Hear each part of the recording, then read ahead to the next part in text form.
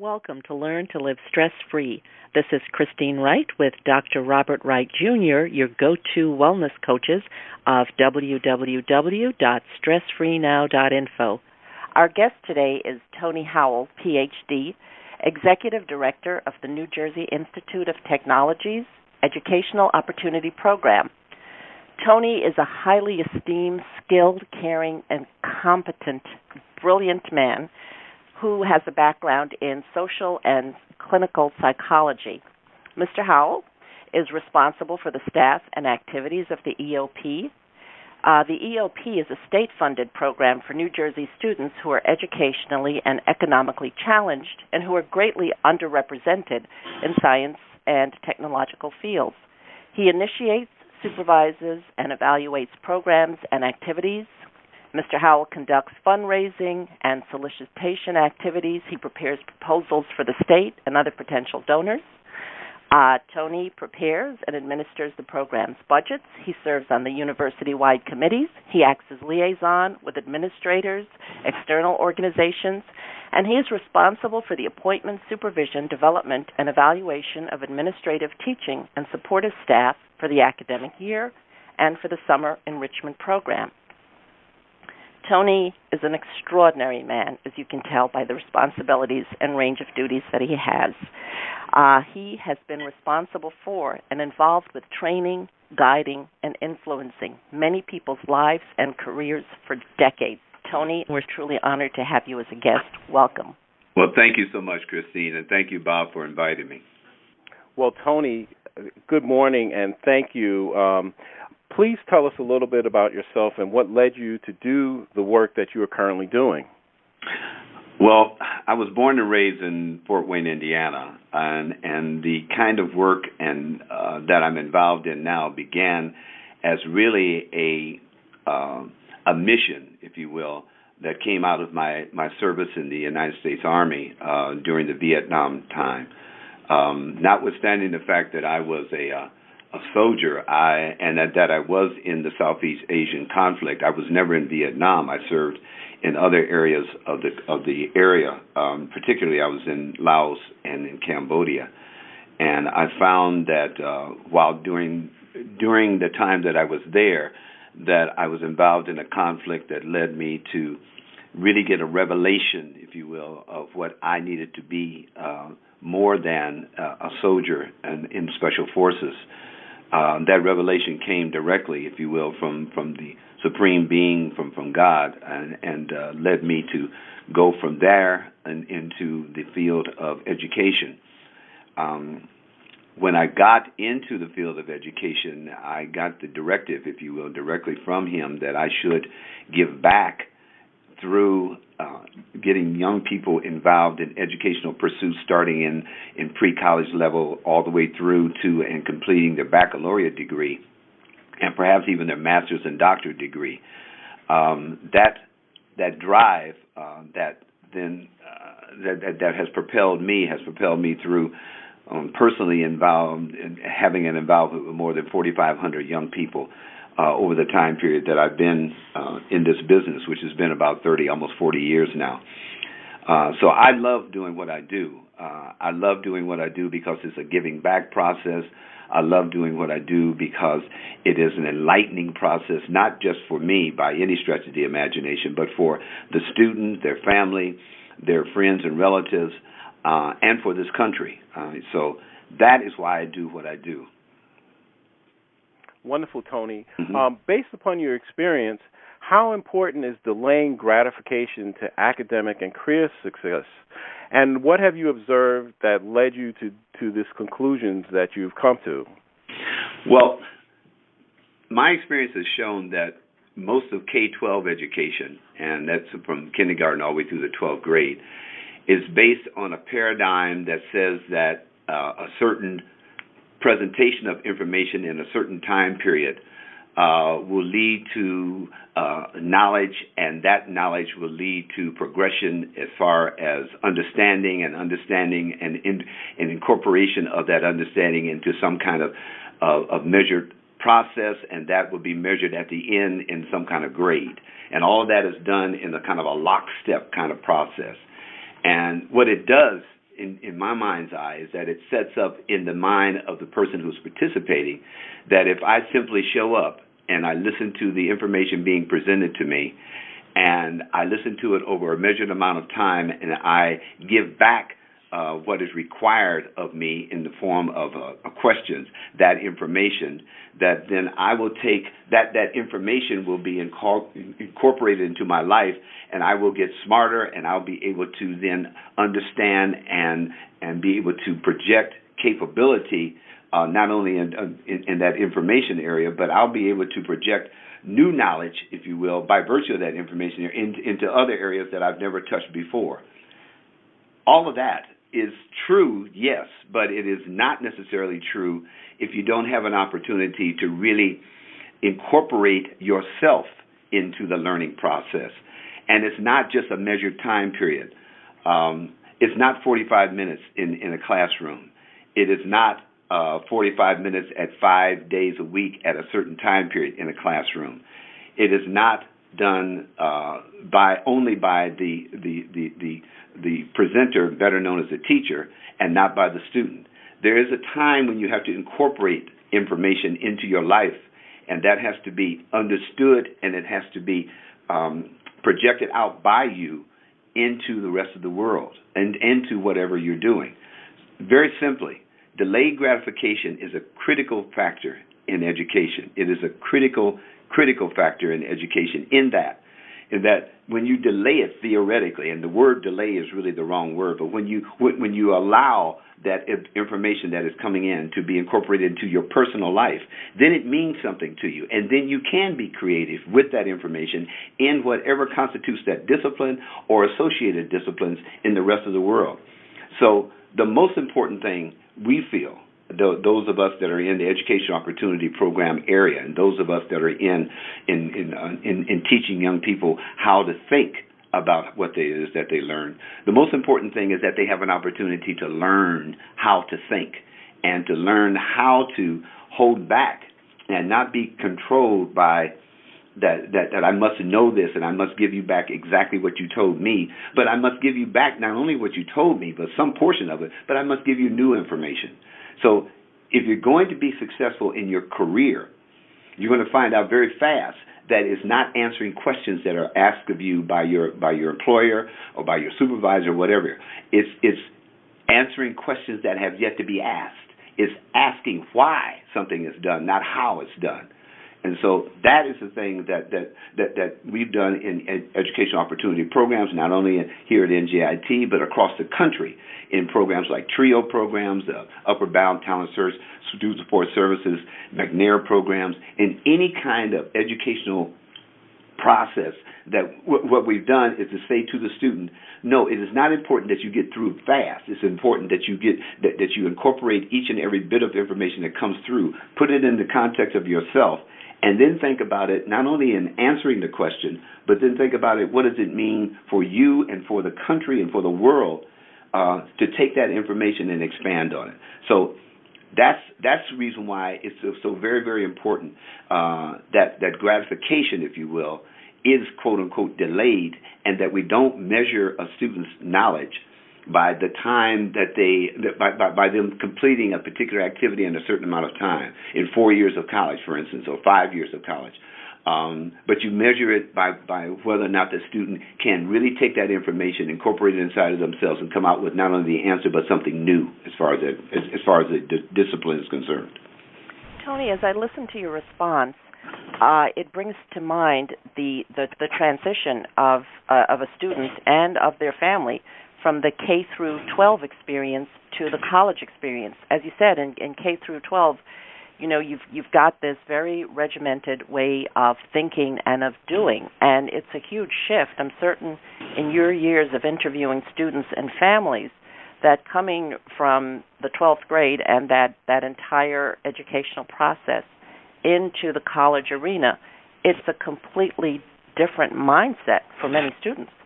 It is. It is a very different mindset. I mean, one of the things that we say to students, and one of the things that is a reality, whether we say it or not to students, is that you come from a teaching modality into a projection or of profession modality. What I mean as far as the information coming to you.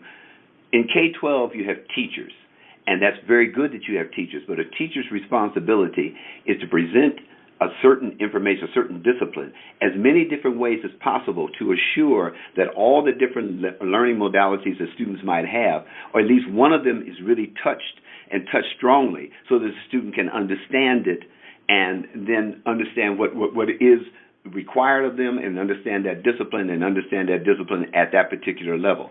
A teacher is very, very critical in K-12. But what happens in college is that you run into professors.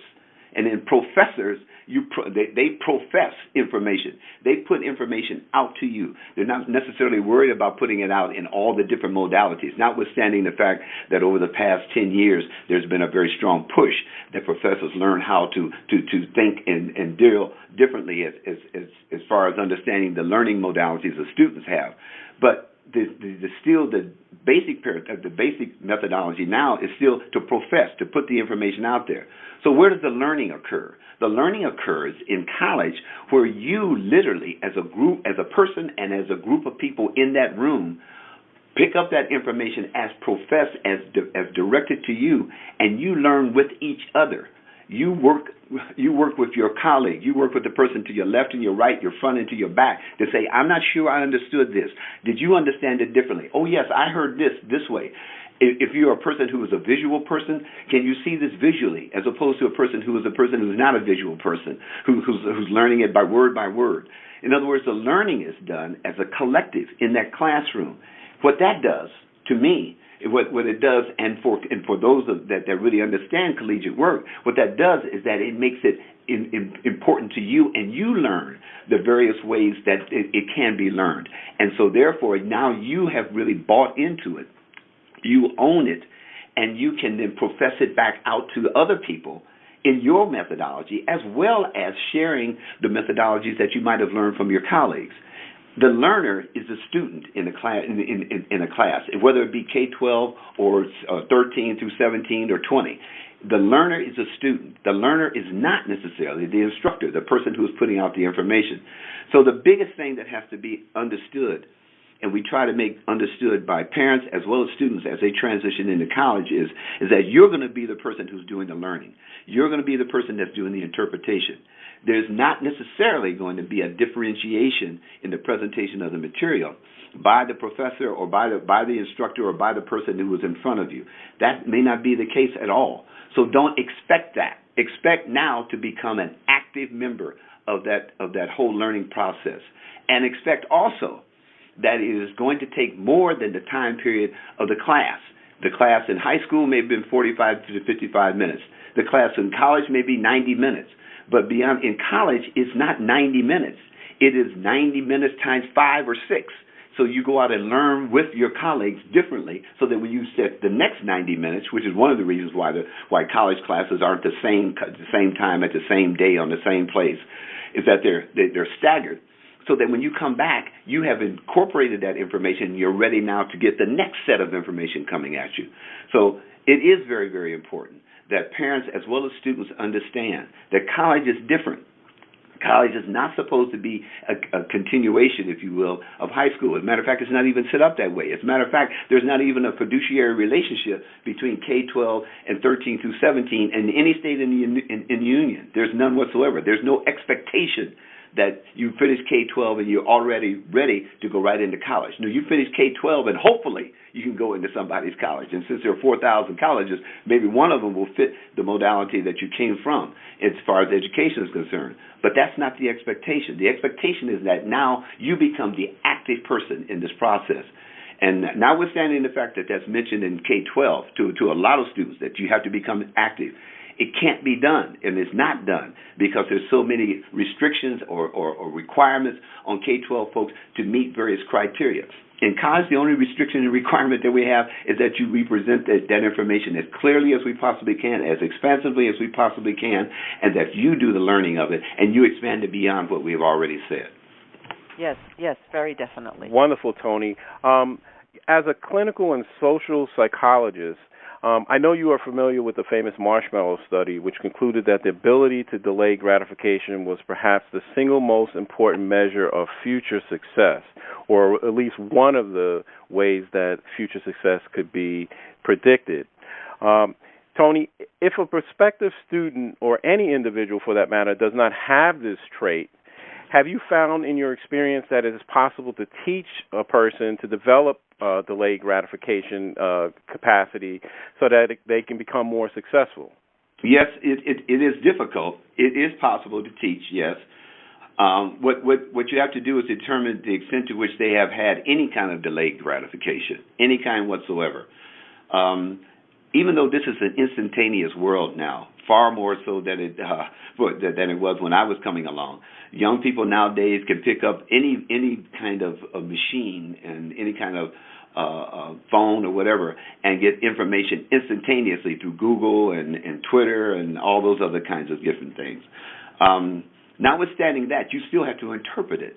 So the way that we do this thing is to say, yes, go ahead, use your phone for a second. Now, you don't use it during the summer program because for the very first time in your life, perhaps, we take away all your technology in the summer program so that you can really hear yourself. And sometimes it's pretty quiet, all right, because there's nothing going on up there. But no, now do you have to wrestle the equipment out of your students' hands? Do I have to wrestle it out? No, I just kind of demand that you give it to me, and you demand that you give it to me, or you go home and you can stay with it. You know, now then you and Google can spend the rest of your life together, and of course you will never get a degree, but you can spend the rest of your life together. But no, we really do say to the students, that is a part of the criteria for being a part of our program, is that we want for the very first time for you to actually do the calculations in mathematics without having a calculator. We want for you to find the information in the library without having Google in front of you. We want for you to think about how do you do calculations in physics without having all of the calculator in front of you to do the physics thing. We want for you to do a correlational kind of work, and that is if you do physics and you have any kind of sense of what it is to play to play pool, then you have the same. If you have any kind of sense of how it is to play pool, then you have a sense of physics. If you play basketball ever in your life, you have a sense of physics. If you play soccer, you have a sense of physics. If you have any kind of sense of music, then you understand mathematics, because music is mathematics. All of those kinds of things. We make those kinds of correlations, and so in doing that, you then are stretching that person out, and you're saying, look, you're not going to have the answer immediately, but you're going to go inside of yourself, and you're going to go inside of your own experiences. And we spend time talking about your own experiences. We spend time talking about that, the things that you've done, and nothing is taboo. I mean, we've taught calculus to kids who shoot dice. You know, if you shoot dice, if you shoot it on a certain floor, well, you're going to get a certain kind of resistance. If you shoot on a floor that is smooth, the resistance is going to be very little. If you shoot on a floor that has carpeting, it's going to be more. If you shoot it from a certain distance, it's going to have more. If you look at the die, when you put them in your fingers and you put them between your forefingers and your middle finger, and you look at what's on top, on a smooth floor, what's the probability of how many times it's going to turn over at a certain thrust, so that you know what we're predicting what that number is going to be once it hits the wall. And what kind of wall are you talking about? You're talking about a soft wall, a hard wall, all that kind of good thing. And it gets to be a lot of fun. I mean, it really does. It sounds like it, Tony. You're making me ready to sign back up for a calculus course. Well, the biggest thing is that really to try to explain that to the grown people around you. And I'm not necessarily talking about the faculty, because we had some really creative faculty people, but to explain to the other faculty people where you're saying, you doing what? You shooting dice on the floor? Yeah, well, I'm dealing with a young person who comes from an area that might have understood what dice is all about. There's nothing wrong with dice. But it's wrong. We put the connotation of that is somehow negative. Now, it's very, very positive. Somebody who shoots basketball, for instance. You know, what is it? What's the difference in the rotation of the ball and the thrust that you need to have from 10 feet, 20 feet, 15 feet, whatever? What's the rotation as you move to your left or your right? Are you left-handed or are you right-handed? Is the ball going to turn what way if you're left-handed? It's going to turn what way if you're right-handed? But all of that is physics, all right? And if you learn how to do that and do that well, and if you practice it over and over and over again, as some of the best players that have ever done it can quickly tell you, that you do very, very well, and you can be very successful at doing it. So it is that's the way you can teach it without saying that you're teaching it in the formal sense of this means don't look for the answer immediately. The answer is going to come eventually. You have to learn what are the processes of getting an answer, and those processes aren't instantaneous. The people that developed Google, for instance, spend years and years and years knowing how to find the various platforms, the various databases, and to hook them up in short code, so that when you push the button and you say how many left fingers, how many fingers does a person have who is missing one finger, and whatever kind of crazy question that you have, boom, they get the answer like that. Who did that? Somebody had to figure out how to do that, and given the fact that you really want the answer within normally a 3.5 to 4 second time frame, you want to have some kind of activity in front of your eyeballs. Who did that? There are thousands of databases. Who writes the code for that? So is it not that delayed gratification? Isn't that understanding what the processes are in order to get to the answer that you want? Yes. So that can be taught, but that can be taught in real time with real life experiences. Well, Tony, I thank you for the stories you just told, because when you mentioned the issue of dice, it brings up the whole a question of context. That, for example, that it's some people may look down on dice being played, on the street, but then you have casinos where it's okay, and so people are playing using die at a very high level and by a very high cost. And so thank you for that example. That it juxtaposes that there are many things that there's an aspect of being incongruent, where if you do it over here like this, then it's okay, but if you do it over here like this, then it's not okay. There you go. And just as a judgmental type thing, because that's very helpful. I wanted to ask you this question, Tony. I do want to say though, Bob. Tony, the question that that Bob asked and you spoke about with delayed gratification, that these things can be learned. Sometimes people think that we're set with what we come with. Bob and I often talk about it. He often comments that I was built for waiting, because I will be one that I can sit quietly, and that's not uncomfortable for me. But many people need to learn that. They need to always be plugged in. The impulse, Bob mentions this often, that unless people are being stimulated by some type of output to sit, to think, to be curious, to wait, most people are not doing that as much as they once did, and some folks are, may not even have had a thought of, well, I can find out right away. Why would I wait 5 minutes or 10 minutes or 20 minutes?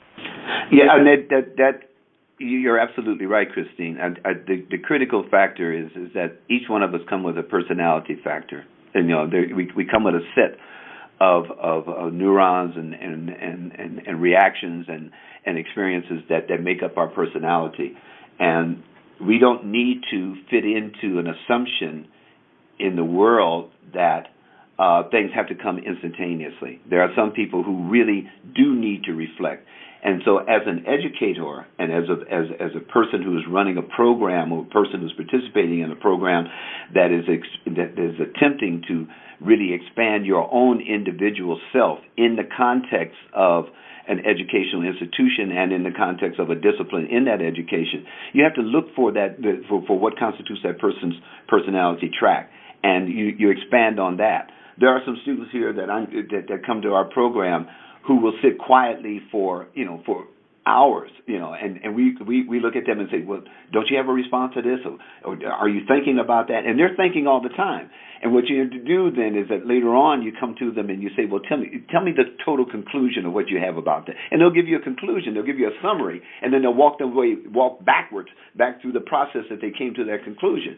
So is the world based? Well, let me put it this way. The world has been structured that we need to have information immediately. But nothing that has been worthwhile has been done immediately. Even the information that we get immediately was not done, or was not realized, was not formulated immediately. It took time for it to be done.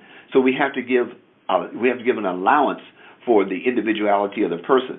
But as far as teaching people how to delay that gratification, you have to give them a sense of the fact that you didn't come from 0 to 19 years of age instantaneously like that. There was some parts of you that took time to grow. Your fingers took time to grow. Your ability to understand the English language or whatever language that is your primary language took time to grow. And also, if you are a bilingual or trilingual person, it takes time for your brain to switch from one thing to the other, from one word to another, from one context to another, from one culture to another to respond. And that's fine. That's outstanding, matter of fact. It is celebrated. All right? So take your time to be who you are. And for those of us that are in the instructional business and in the programmatic business, take the time to appreciate that student, but understand that in taking time to appreciate the student, that you have to give the student a context of you must give some kind of response that is reasonable to what the request is in a reasonable amount of time. That's all. And from that point forward, we're going to celebrate you the way you are anyway. Tony, I'm listening to you, and what it made me think of was one of the most fascinating things that you said to me the last time I saw you, and that had to do with the concept of time shifting. And I think that goes is a key component of not just future pacing, but of the delayed gratification. You had told me the story of going into a community and finding a really smart kid, and it would be morning. You'd say, well, where are you going to be at 4 o'clock this afternoon? And sometimes the kid would say, I don't know, because they don't plan out their day like that, and they are not thinking about time like that. And one of the things that you said to me that I've been thinking about for many, many years is that you asked the question, well, if a kid, or anyone for that matter, cannot imagine where they would be in 5 or 6 hours, how do you get them to shift to a future goal of 4 years out where they have to go through a rigorous science technology program, and so that the discipline that's required and also the future outcome, either imagining or visualization.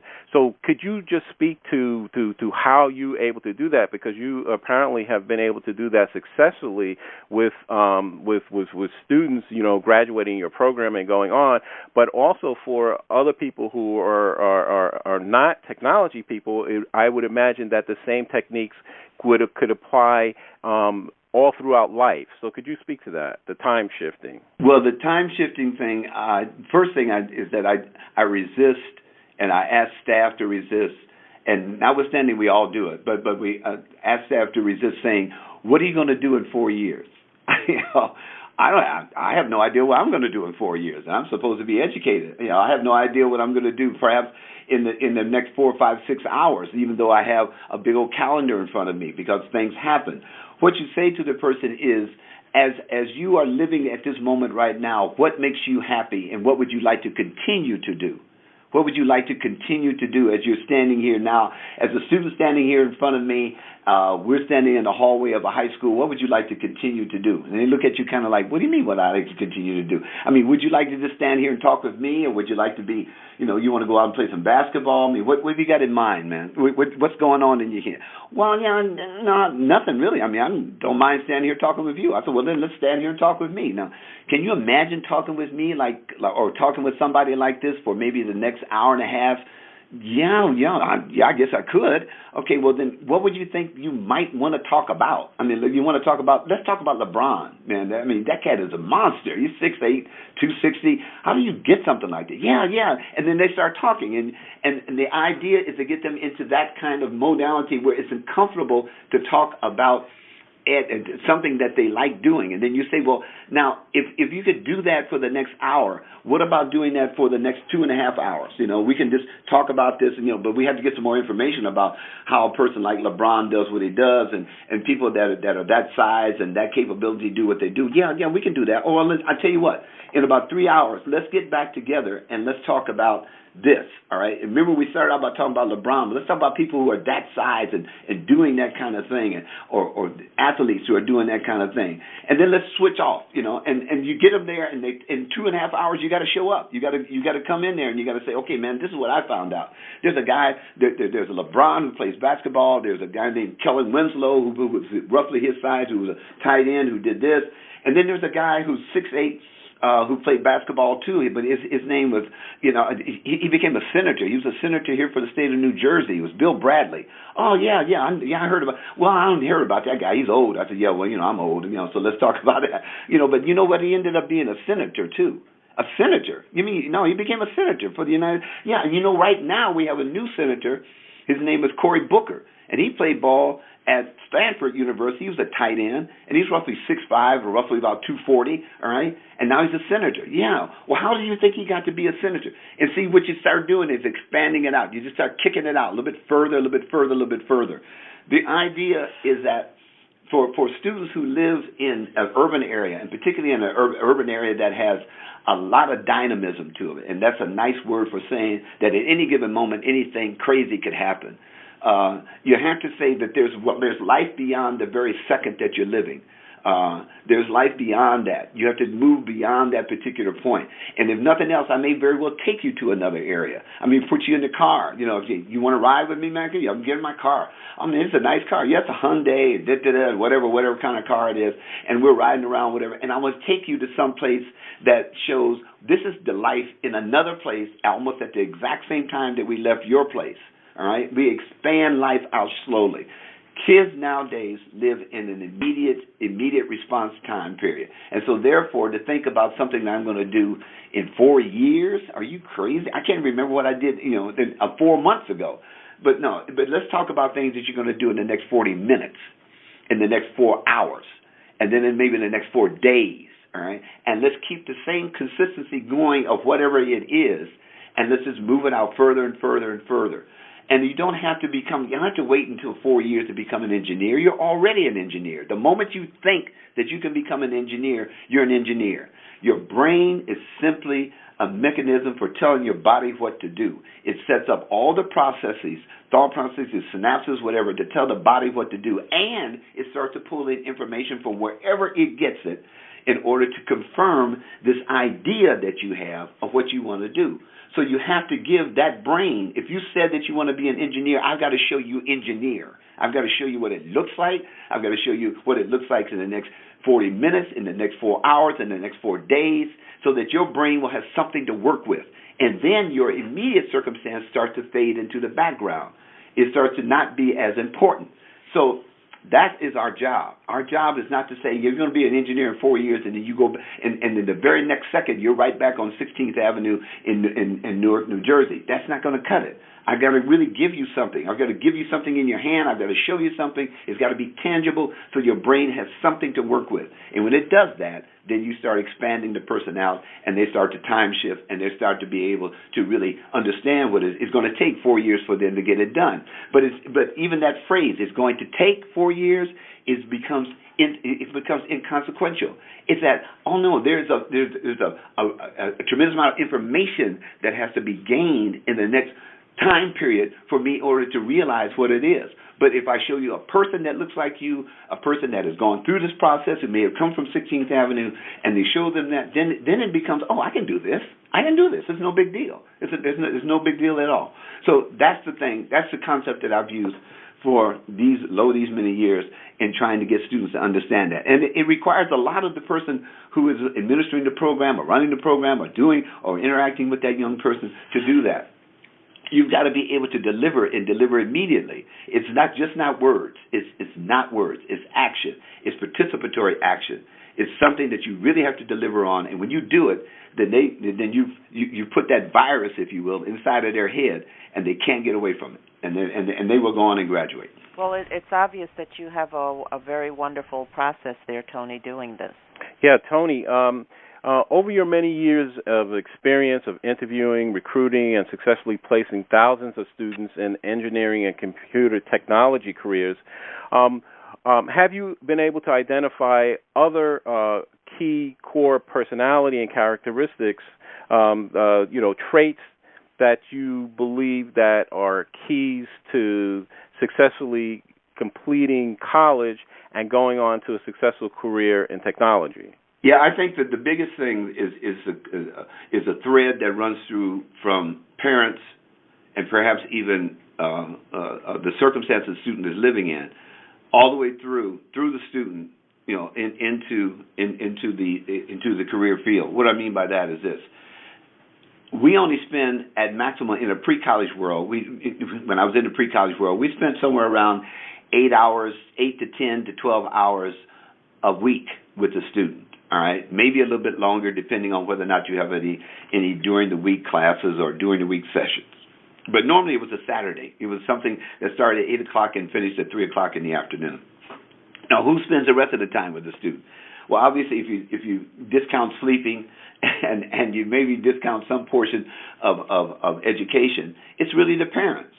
So everybody's got to be saying the same thing. And there can't be any buts. There can't be any, well, we hope. There can't be any conditional kinds of things. Coulda, woulda, and none of that stuff. Everybody has to say the same thing. You will go to college. You will go to college, or you will go on for post-secondary education. You will do that, and you will become a fill-in-the-blank. And I normally say fill-in-the-blank, because the job of parents, I feel, is that they have to be cheerleaders. They're not confirmers. The student, they only cheerlead what the student said they're going to be, because the students are going to change their mind 3, 4, 5, 6, 7 times perhaps from the time, and it becomes more times from the time that they're in 7th grade all the way to the time that they almost graduate from college. They'll change their mind at least 7 times. If they're in 10th grade, it may change their mind maybe 5 times.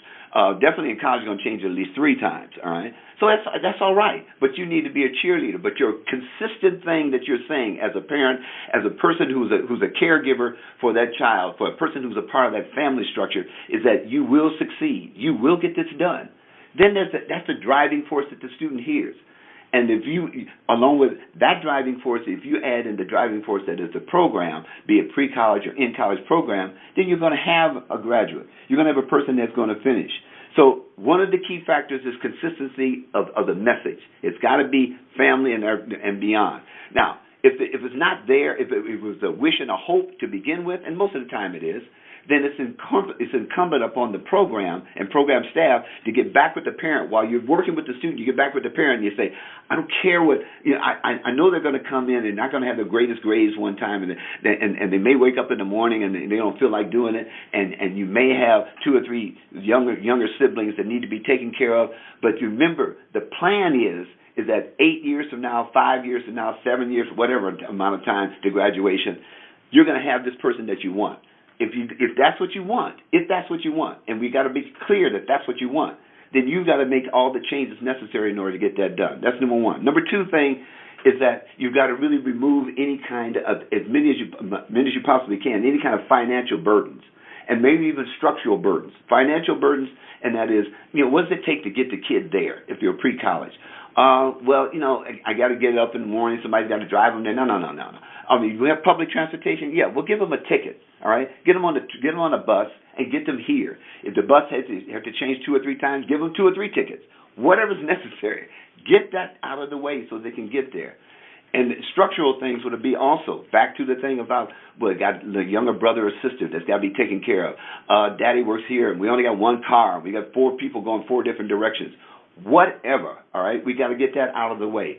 And then there's the other thing. Is there some place for them to actually study in pre-college as well as in college? If you come to the house, and it's important of the programmatic people to go to the home and take a peek at the home. And you're not telling people what to do at their home, but you are telling them this. Did you say that you want to graduate? Yeah. Well, a graduate does a lot of their work not only at school, but they do it at home. And people in college do a lot of it at both places. All right, they do a lot of it at school and they do a lot of it at home.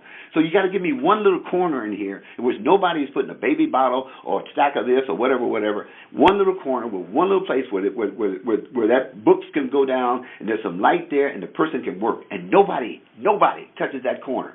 If you need for me to buy something for you, need for me to get it in a different area, whatever, give me that area. If it's not at your house, it's at grandmother's house, it's at auntie's house, somebody's house where he can go and be and study and do what's necessary to be done. So those are the things that make that part of the things that make it successful. The last thing is that at every time Every time the student, regardless of whether they get A's or they get straight C's or they get D's and E's and whatever in the middle of that, you say, yeah, congratulations. That's all right. That's just it's a building block. I mean, I've gotten F's in my life. I've seen more flags than there is in the United Nations on my transcript. No big deal. All right, but I've gotten there. And you don't get there. Nobody gets there with straight A's. I mean, and if they do, something's wrong with them. All right, so you have to have some fallback. But when you fall down, somebody's got to pick you up and say, it's cool. That's all right. That doesn't mean you're dumb. That just means you didn't know that yet. And the critical word is yet.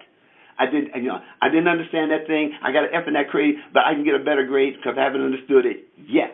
All right, and yet means that it tells your brain, okay, let's re-gear, let's put together the little pieces that I do halfway remember, and let's go back at it again. That's what makes it successful. You have Tony, this is great. We're winding down to yeah, I know you guys are running out of time, and I'm talking to program and however, there's one or two looming questions that I believe that our listeners will really benefit from, and we will benefit from too, which is, it's fantastic. A person goes into your program or any program, any college. Can you tell us and tell our audience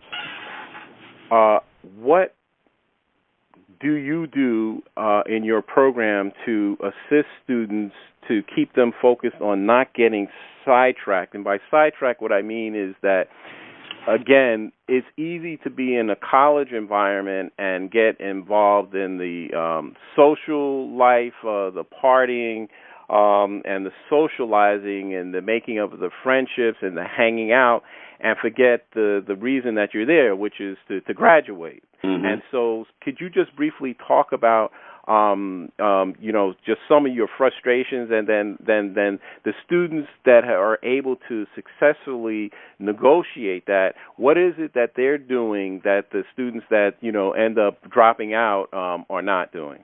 Well, quick, and I'll be brief about this, and that is you form a posse. I mean, we bring students in. Out of 600-something applicants that we have for the program, we bring in about 125. How do we determine that 125? The extent to which that person is able to say to themselves, yes, this is something I want to do, and yes, at the same time, I don't necessarily know how to do it, and I'm willing and able to share my frustrations with not understanding it as well as my successes. I'm willing to teach some other people how to get through this thing called college. And then we try to work very hard. We work very, very hard at keeping them as that posse. Kids get a lot of pride in coming to the EOP program of saying what summer they came in. All right, and it's kind of frustrating to the university because the university is looking for, once they have graduates, they say, well, what year did you graduate? And the students kind of look at them like, that's not what I'm talking about. I'm talking about the summer that I came into EOP. So they'll say like EOP 06, and they'll say 06 or something like that. And we have a different limerick for each year that they come in. Like 2000 was 00, that kind of thing. So my point is that you keep them as a posse. The extent to which you have shared positive things and shared pain is the extent to which you get through stuff. I functioned in the Army as a team. I mean, I was a part of a Green Beret team.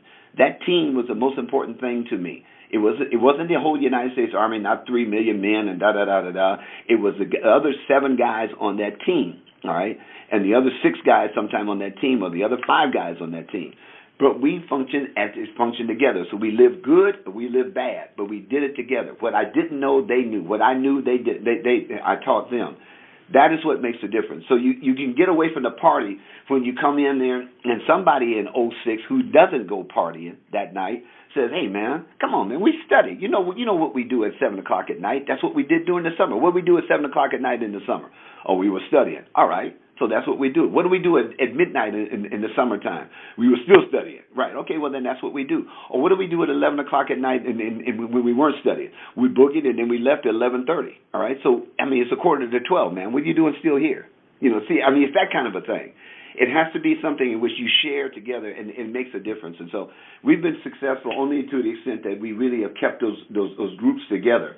And to this day, they are still together. Kids from the class of 1999 just recently got together, and they're in their 30s, their early 30s and late 20s. They would kill me if I told them they're early 30s. But anyway, they got together, and people that never knew each other before 1999 now are the best of friends. They share each other's babies and marriages and and all that kind of good stuff together. That is what makes a difference. Tony, you've created an extraordinary family here. I mean, listening to you are just extremely inspiring and energizing, and mentioning these traits for success in the post-K-12 educational and career experience of having the family support, of having a program with a very, very strong leader like yourself. It's obvious that you care and that you really shepherd your students not only through the program but through their career. So you've developed quite a legacy. You mentioned, the students coming in the summer. Tony, do you want to tell our audience and our listeners where they can find out more about your program and how they could possibly get to be one of the 100-plus students that are privileged to know you and to be in this really supportive environment where if they make this commitment, they've got a whole team behind them to be a support in their success? Well, yes, I'd be happy to. I mean, they can always contact and find out about our program at NJIT, and it's njit.edu/EOP. But, we're part of 34, I think I'm right, 34 educational opportunity programs or education opportunity fund programs in the state of New Jersey. And I'd venture to say that in most of them, if not all of them, they have the same kind of posse, if you will, posse mentality, that you come in together as a group and you graduate as a group, or you at least work together as a group. So, but if they want to contact us, it's at njit.edu/EOP. And they can find out about us, and they can also apply through that process and everything. Okay, wonderful. Thank you so much for being on the show, Tony. We really appreciate the information. I mean, it'll be useful for students, for parents, and Bob and I certainly, we're there with you, reliving our own educational experience. Well, Tony, what final thoughts or key idea would you like to take our audience to take away from today's broadcast? I think the biggest thing is that there's nothing that cannot be done. That is our phrase here at NJIT at EOP, and that there's no such thing as can't. There's a whole lot of things as I don't want to, I don't feel like it, it's not time for it, but there's no such thing as cannot. All right. When you tell yourself you cannot, it's a contradiction. Either you can or you're not. So you can't say I can't, all right, because then you tell your brain just don't think, all right. It starts one direction, then it goes the other direction, and it just freezes. So either you're going to do it or you're not, one of the two. So we don't believe in the word cannot. The second thing is that you start down a journey, don't worry about how fast you finish it, just finish it. Just finish it. Make sure that you are celebrating yourself. And you will celebrate yourself when you complete it. It's not how fast you graduate. It's not even if you do graduate. It's whether or not you're successful and happy with yourself. But so therefore, get it done. Period. Get it done. Whatever it is, do it. Get it done. And the last thing is, life is great. The option, the converse is ridiculous. It's just being simple. Life is great. But doing the converse is just absurd. Dying, what's that? That's permanent. So don't do that. That's the way we think of it. I would like to thank Dr. Tony Howell for his comments today, and I'd like to thank our audience for listening wherever you are and whatever time zone you're in right now. We appreciate your presence and trust that you'll benefit in some way from the information delivered during today's show. We welcome and look forward to receiving your comments about our show. Please let us know if there are additional topics you'd like us to cover or a guest you enjoyed whom you'd like us to invite back. Please contact us through our website with your feedback and suggestions. Remember, listeners, if you'd like to experience the same benefits our coaching clients get with us, including learning how to get more results in your day and easy ways to dissolve your chronic pain, stress, and anxiety, then give us a call at 954-900-2179. That's 888-900-2179. For Christine Wright, this is Dr. Robert Wright, Jr. of www.stressfreenow.info. Until next time, be safe and be well.